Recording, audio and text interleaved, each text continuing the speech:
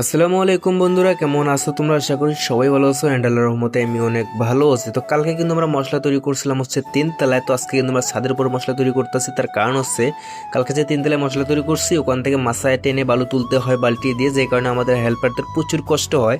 তো উপরে মশলা তৈরি করব, এখান থেকে আমাদের মাছের মধ্যে মশলা দিতে খুবই সহজ হবে, আমাদের হেল্পারদের তেমন একটা কষ্ট হবে না। ছাদের উপরে যেহেতু আমাদের বালু ছিল না, তো সকালবেলা এসে কিন্তু আমরা সর্বপ্রথম নিচ থেকে বালু তুলছি, ছাদের উপরে সিমেন্ট তুলছি, এরপর হচ্ছে যে মশলা তৈরি করা শুরু করছি। আমরা কিন্তু বালু তৈরি করি হচ্ছে যে প্রথমে সিমেন্ট বালু মিক্স করে এক কাটা দেই, এরপর হচ্ছে যে আর এক কাটার সময় আমরা নেট করে নেই। নেট করার সময় হচ্ছে যে সিমেন্ট এবং বালু একসাথে নেট করি, যে কারণে আমাদের বালুগুলো অনেক ভালো হয়। তো আমরা এইভাবেই কাজ করে থাকি। অনেকেই সাদা বালু আগে চেলে নেয়, এরপর হচ্ছে যে সিমেন্ট দিয়ে মশলা তৈরি করে। তো আমরা আগে এক কাটা দেই সিমেন্ট দিয়ে, এরপর হচ্ছে যে চেলে নেই আমরা। তুমি যদি একজন রাজমিস্ত্রি হও তাহলে আমাকে কমেন্ট বক্সে বলে দিতে পারো যে সাদা বালু চাললে ভালো হবে না সিমেন্ট বালু এক কাটা দেওয়ার পর হচ্ছে যে চালে নিলে ভালো হবে। তো আমি আমার দিক থেকে বলতে পারি যে সিমেন্ট বালু এক কাটা দেওয়ার পর হচ্ছে যে সেলে নিলে ভালো হবে। তার কারণ হচ্ছে সিমেন্টের মধ্যে যদি কিছু অংশ জমে থাকে, কিছু দলা থাকে, সেগুলা কিন্তু নেট করার পর হচ্ছে যে ওটা আলাদা হয়ে যায়, যে কারণে আমার এটার মধ্যে আমি সঠিক বলতে পারি যে সিমেন্ট বালু এক কাটা দেওয়ার পর হচ্ছে যে সেলে নিলে ভালো হবে। তো নেট কিন্তু নষ্ট হয় এইভাবে কাজ করলে। মালিকানা যে কাজগুলো থাকে সেগুলো কিন্তু সাদা বালু চেলে নেয়, তার কারণ একটা তখন কিন্তু নেটটা তেমন একটা নষ্ট হয় না। আমরা এইভাবে কাজ করি, তার কারণ হচ্ছে আমাদের যে মালামালগুলো আছে সমস্ত কিন্তু হচ্ছে আমাদের কোম্পানি, যে কারণে আমাদের মালামালের অভাব পড়ে না।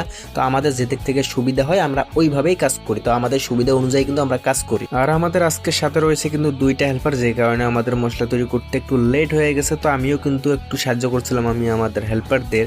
তো আমাদের মশলা তৈরি করা রেডি হয়ে গেছে, মানে মশলা একদমই ওকে। তো এখন এই দিয়ে কিন্তু আমাদের যে লোকগুলো ছিল, আমার ছোট ভাই প্লাস আরেকটা যে মিস্ত্রি ছিল, তারা কিন্তু বসিনা থেকে ভালো করে কিন্তু ভিজেছি যেগুলো প্লাস্টার করব। আমাদের তো এখন প্লাস্টার বাকি রয়েছে, ভীম আর অনেক কাজ আছে ভাই, অনেক প্রচুর এই জায়গায় কাজ আছে। এই মাছের মধ্যে সব থেকে কাজ বেশি, নিচের মধ্যে একটু কম আছে, কিন্তু এই মাছের মধ্যে কাজ বেশি। তো এগুলো কিন্তু ভালো করে চিপিং করে রাখছিলাম কালকে না পরশু দিন আমার ছোট ভাই প্লাস আর একটা হেল্পার ছিল, তারা কিন্তু ভালো করে চিপিং করে রাখছিল, চিপিং করছিল প্লাস ভালো করে কিন্তু পরিষ্কার করে রাখছিল। তো আমি এটার মধ্যে গ্যাটিং দিচ্ছি, এটা আমি এখন প্লাস্টার শুরু করব। আমার পিছে আমাদের যে আরেকটা মিস্ত্রি আছে প্লাস আমার ছোট ভাই আছে, তারা কিন্তু আমার পিছে একটা বিম আছে সেগুলো কিন্তু প্লাস্টার করবে। আমি এটা করতেছি তার কারণ একটা, এই জায়গায় যেহেতু ছোট বিম আমি একাই প্লাস্টার করতে পারবো, এই জায়গায় সমস্যা নাই। আমার কিন্তু গ্যাটিং দেওয়া প্রায় কমপ্লিট হয়ে গেছে, আর অল্প কিছুক্ষণের মধ্যে কিন্তু আমার গ্যাটিং দেওয়া কমপ্লিট হয়ে যাবে। এরপর হচ্ছে যে আমি মশলা সবাই শুরু করব। মশলা কিন্তু অলরেডি এনে পড়ছে, আমাদের হেল্পাররা টাকা করে কিন্তু নিয়ে যাচ্ছে। তো আমার গ্যাটিং দেওয়া হলেই কিন্তু আমি মশলাটা হচ্ছে যে আমি নিচে নামাবো, এরপর হচ্ছে যে মশলা সভা শুরু করব আমরা। আমাদের এই মাছের মধ্যে যে আরো মিস্ত্রি আছে তারা কিন্তু পিছনে এখন গ্যাটিং দেবে, আমি এদিকে মশলা ছাপাবো। তো অল্প কিছুক্ষণের মধ্যে কিন্তু আমার ওই ভীমটা কিন্তু প্লাস্টার করা কমপ্লিট হয়ে গেছে। এরপর হচ্ছে যে এক গ্যাপের ভীম কিন্তু মানে আমার পিছিয়ে যে আমার ছোট ভাইরা যে ভীম ছাপাইছিল ওটাও কিন্তু প্লাস্টার করে ফেলছি আমি। কিন্তু ওটা করার পর হচ্ছে যে এই জায়গায় এসে কিন্তু করছিলাম, ওটার মধ্যেও কিন্তু প্লাস্টার হয়ে গেছে।